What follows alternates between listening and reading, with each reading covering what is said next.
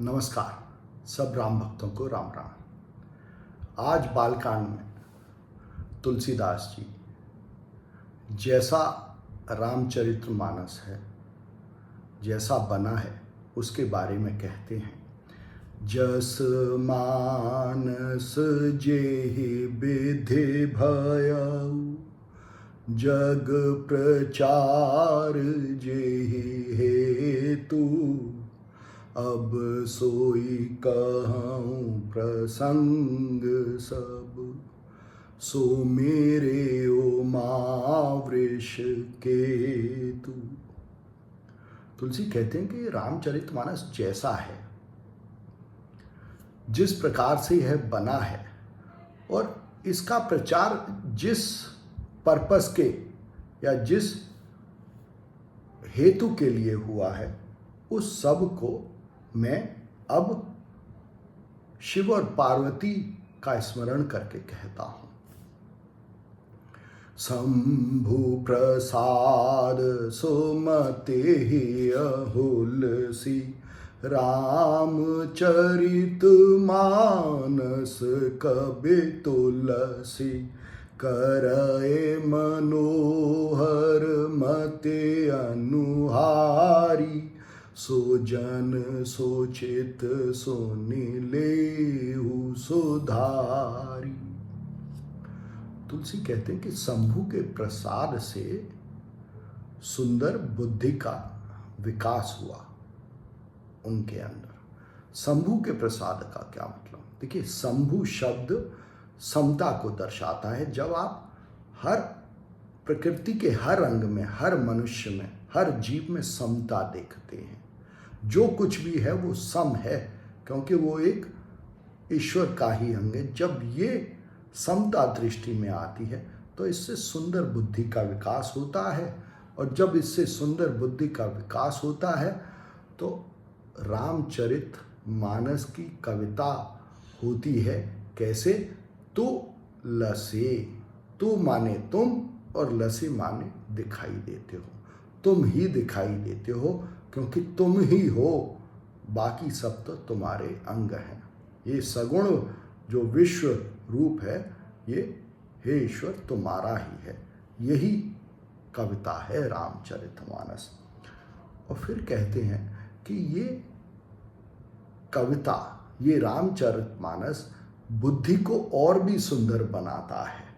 और जो सज्जन लोग हैं वो तो अपने चित्त को, जो उनका सुंदर चित्त है, उसको इसे सुन के और सुधार लेते हैं। इस चित्त को, अपने चित्त को जिसमें कि राम प्रकट होते हैं, उसको सुधार लेते हैं, जिससे राम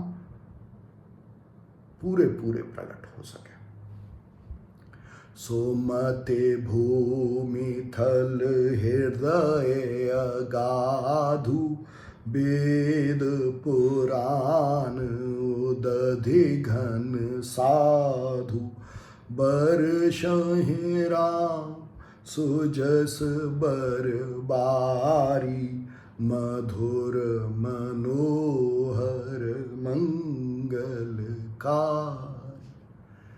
कहते हैं कि ये जो सुमति है, सुंदर बुद्धि है, यह भूमि के समान है, पृथ्वी के समान है, और इसमें जो गहरा स्थान है वो ही हृदय है।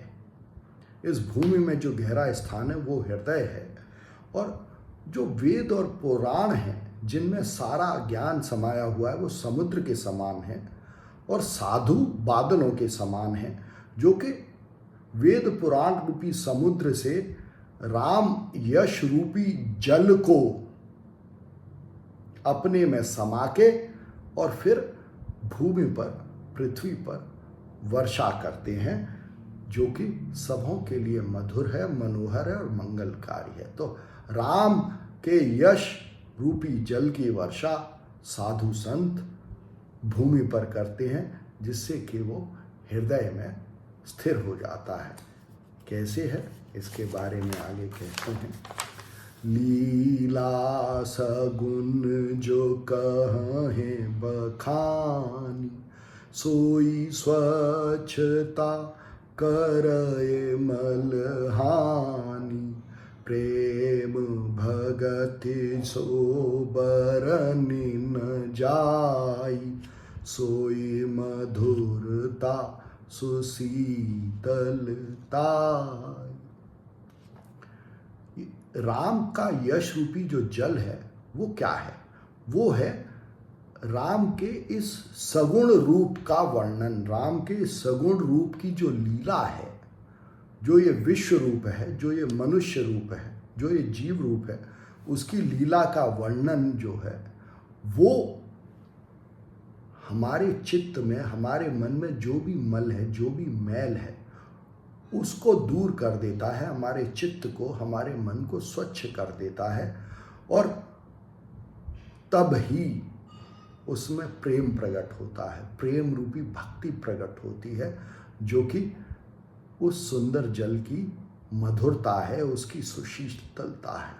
उसी से मनुष्य में मधुरता आती है, उसी से मनुष्य में शीतलता आती है, उसी से प्रेम प्रकट होता है। सो जल सुकृत सालिहित होई, राम भगत जन जीवन सोई। मेधा महिगत सो जल पावन, सकेले श्रवण मग चले सुहावन। भरे सुमानस सुथल थेराना, सुखद शीत रुचि चारु चेराना। जो राम का यश रूपी जल है, जो उसके सगुण रूप का वर्णन है, वो जो जल है वो राम के भक्तों का जीवन है। जो राम के यश का वर्णन है वो राम के भक्तों का जीवन है। और वो जल जब बुद्धि रूपी पृथ्वी पर पड़ता है तो वो पवित्र हो जाता है। वो जल पवित्र कर देता है, बुद्धि को पवित्र कर देता है।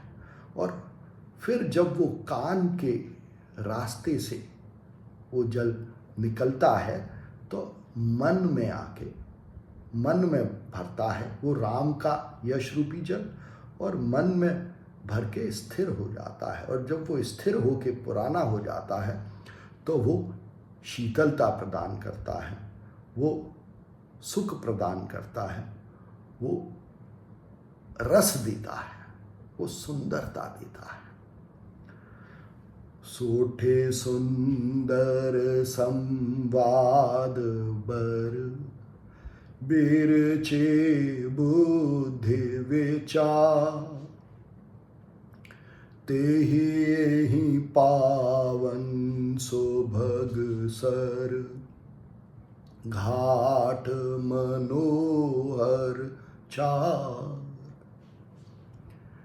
कहते हैं कि इस मानस में जो राम का यश रूपी जल जो भरा है उसमें सुंदर संवाद बुद्धि से रचे गए हैं। और ये सुंदर संवाद 4 प्रकार के हैं, जो कि जैसे कि एक सरोवर के 4 घाट होते हैं वैसे है। तो जो राम का यश रूपी जल है, जो मन रूपी सरोवर में भरा है, वहाँ 4 प्रकार के घाट हैं। और वो 4 घाट 4 संवाद हैं जो इस रामचरितमानस रूपी सरोवर में हैं। 4 घाट कौन से हैं? पहला घाट है मन का घाट, जहाँ पर कि तुलसी अपने मन को राम की कथा सुना रहे हैं, अपने मन को, संतों को राम की कथा का वर्णन कर रहे हैं। तो मन के घाट पर राम की कथा का वर्णन है, मन उसमें लगता है तभी। दूसरा घाट है बुद्धि का। यहाँ पर याज्ञवल्क्य, जागबलिक, भरद्वाज ऋषि को राम की कथा सुना रहे हैं कर्म के घाट से। तो बुद्धि के घाट पर कर्म योग की कथा याज्ञवल्क्य भरद्वाज को सुना रहे हैं कि क्या करना है और क्या नहीं करना है। तीसरा घाट है विश्वास का। उस घाट पे शिव पार्वती को कथा सुना रहे हैं और शिव पार्वती को कथा ज्ञान योग के बारे में बता रहे हैं, ज्ञान के बारे में बता रहे हैं। ईश्वर कौन है, राम कौन है, इसका ज्ञान शिव पार्वती को दे रहे हैं। और वो तभी दे सकते हैं जब उन्हें खुद विश्वास हो अपने ज्ञान पे कि राम कौन है। इसलिए ये घाट विश्वास का है।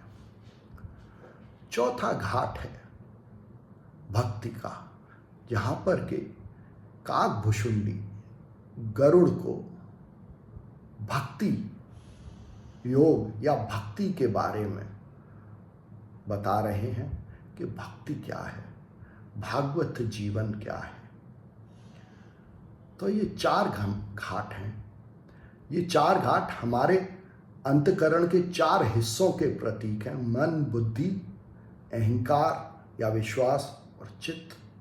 और ये 4 घाट आप ये समझिए कि गीता के 4 युगों के पर्सपेक्टिव से राम कथा सुनाते हैं। मन के घाट पे मन को लक्ष्य पे, राम रूपी लक्ष्य पे लगाने के लिए, बुद्धि के घाट पे कर्म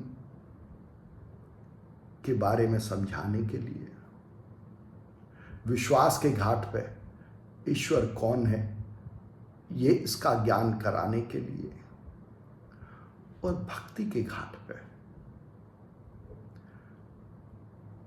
मनुष्य और ईश्वर का क्या संबंध है, क्या सारे जीव ईश्वर के भाग हैं और इसलिए भागवत जीवन जिए, यही भक्ति है। ये उपासना का घाट, भक्ति का घाट है। सप्त प्रबंध सोभग सोपाना, ज्ञान नयन निरखत मन माना, रघुपति महिमा अगुण अबाधा, बरनब सोई बर बारी अगाधा। तुलसी कहते हैं कि इस रामचरितमानस रूपी सरोवर में 7 जो कांड हैं वो 7 सीढ़ियों के समान हैं, जिनको कि ज्ञान नयन देखने से, ज्ञान रूपी नयन, ज्ञान रूपी नेत्रों से देखने से रामचरितमानस क्या है इसके बारे में पता चल जाता है। और इस रामचरितमानस रूपी सरोवर में जो राम की महिमा का जो वर्णन है, जो राम की निर्गुण महिमा का जो वर्णन है, वो ही इस जल की गहराई है, वही इस रामचरितमानस की अथाह गहराई है। तो ये 7 कांड क्या हैं और ये किसका प्रतीक है? देखिए, पहला कांड जो पहली सीढ़ी है इस रामचरितमानस रूपी सरोवर की, वो है बालकांड। बालकांड का मतलब है कि जो सारे जीव हैं, ये सारी प्रकृति है, ये ईश्वर के बालक के रूप में है। ईश्वर के बालक हैं सारे जीव, एक ही ईश्वर से उत्पन्न हुए हैं, एक ही ईश्वर से उद्भव है। दूसरा कांड है अयोध्या कांड। उसका तात्पर्य यह है कि सारा जो जगत है, ब्रह्मांड है, यह अयोध्या है। यहाँ किसी से भी युद्ध की कोई ज़रूरत नहीं है, यहाँ किसी से कोई शत्रुता की ज़रूरत नहीं है, कोई शत्रु है ही नहीं, इसलिए युद्ध का कोई स्थान नहीं है, कोई प्रयोजन नहीं है। ये अवध है, यहाँ किसी के वध की कोई ज़रूरत नहीं है। तीसरा कांड है अरण्य कांड। अरण्य कांड का क्या मतलब? देखिए, अरण्य वन को कहते हैं और अरण्य का ये भी मतलब है कि अरे और अन्य, मतलब यहाँ कोई न तो शत्रु है, अरि शत्रु के लिए इस्तेमाल होता है, और ना कोई अन्य है। तो कौन है इस पूरे ब्रह्मांड में? केवल वन है, जिसमें अलग अलग जीव हैं, पर है वह केवल एक। वो एक कौन है? वो केवल एक ईश्वर है, जो विश्व रूप में, अपने विश्व रूप में तमाम विभिन्नताओं के साथ प्रकट है। हमें अलग अलग दिखाई सा पड़ता है एक। चौथा कांड है किष्किंधा कांड। किष्किंधा कांड का मतलब है कि ये कैसे जाने, किसकी सहायता से जाने। कंधा सहायता के लिए प्रतीक होता है। हनुमान जी ने राम और लक्ष्मण को अपने कंधे पे उठा के किष्किंधा पर्वत पे सुग्रीव से मिलाने के लिए ले गए। तो किसकी सहायता से, किसके कंधे पर चढ़ के हम इस सरोवर की ये जो 7 सीढ़ियां हैं इन पर चढ़ें, और वो कंधा है हनुमान जी का। हनुमान जी ज्ञान का प्रतीक है। जब हमें ज्ञान होगा तभी हम इस सरोवर की 7 सीढ़ियों पर चढ़ पाएंगे। 5वां कांड है सुंदरकांड। जब हम ये जान जाते हैं कि यहाँ कोई शत्रु नहीं है, यहाँ कोई अवध नहीं है, कोई वध के योग्य नहीं, किसी का वध करने की जरूरत नहीं है, किसी से युद्ध की जरूरत नहीं है, तो सब सुंदर दिखाई देगा। सब कुछ सुंदर है यह पता चल जाएगा। सबों में सुंदरता है, इसी पर हम ध्यान देंगे। यही सुंदर कांड है। 6ठा कांड है लंका कांड। जब सबों में सुंदरता दिखाई देने लगती है तो हमारे अंदर जो मल है या मैल है या जो अहंकार है, अभिमान है, दर्प है, वो सब जल के भस्म हो जाता है। यही लंका दहन है, यही लंका कांड है, यही लंका के नाश की कथा है। यही अज्ञान के, अहंकार के, इस शोर के, कर्तापन के, अभिमान के नाश की कथा है। और 7वां कांड है उत्तरकांड, जहाँ पर के मानव जीवन में जो कोई भी प्रश्न उठता है उसके उत्तर हैं। तो अगर आपके जीवन में कोई प्रश्न है, उत्तरकांड का अध्ययन किए, आप पाएंगे कि आपका उत्तर आपको वहाँ मिलेगा। कोशिश करें। धन्यवाद।